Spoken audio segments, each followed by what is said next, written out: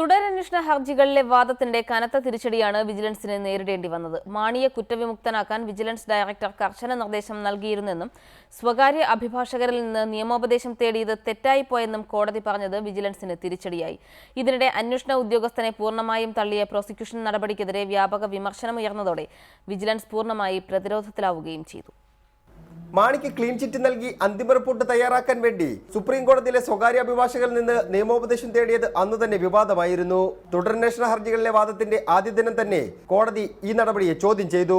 ആര് പറഞ്ഞിട്ടാണ് AG അടക്കമുള്ളവരെ മറികടന്ന് പുറത്തുനിന്ന് നിയമോപദേശം തേടിയതെന്ന് ജഡ്ജി ജോൺ കെ ഇല്ലിക്കാടൻ വിജിലൻസിനോട് ആരാഞ്ഞു. എന്നാൽ ഇതിന് കൃത്യമായ മറുപടി നൽകാൻ വിജിലൻസിന് കഴിഞ്ഞില്ല. വിജിലൻസ് നടപടി തെറ്റായിപ്പോയെന്നും കോടതി തുറന്നടിച്ചു. ഇതോടെ വാദത്തിന്റെ അവസാന ദിവസം വിജിലൻസ് തെറ്റ് സമ്മതിക്കുകയും ചെയ്തു. മാണിയെ കുറ്റമുക്തനാക്കാൻ വിജിലൻസ് ഡയറക്ടർ നിർദ്ദേശം നൽകിയിട്ടില്ലെന്നും അഭിപ്രായം പറയുക മാത്രമാണ് ചെയ്തതെന്നുമുള്ള വിജിലൻസിന്റെ വാദമാണ് രണ്ടാമത് പൊളിഞ്ഞത്. ഡയറക്ടർ അഭിപ്രായം പറയുകയല്ല, മറിച്ച് കർശന നിർദ്ദേശം നൽകുകയാണ് ചെയ്തതെന്ന് ജഡ്ജി തുറന്ന കോടതിയിൽ പറഞ്ഞു. വിജിലൻസ് ഡയറക്ടർ അന്വേഷണ ഉദ്യോഗസ്ഥന് അയച്ച കത്ത് ചൂണ്ടിക്കാട്ടിയായിരുന്നു കോടതി പരാമർശം. ഇതോടെ വിജിലൻസ് ഡയറക്ടർക്ക് കീഴുദ്യോഗസ്ഥനോട് നിർദ്ദേശം നൽകാൻ അധികാരമുണ്ടെന്ന നിലപാടിലേക്ക് പ്രോസിക്യൂഷൻ ചുവട് മാറ്റി. എന്നാൽ അന്തിമ റിപ്പോർട്ട് എങ്ങനെ വേണമെന്ന നിർദ്ദേശം നൽകാൻ ഡയറക്ടർക്ക് അധികാരമില്ലെന്ന് കോടതി വ്യക്തമാക്കിയതോടെ പ്രോസിക്യൂഷൻ വീണ്ടും പ്രതിരോധത്തിലായി.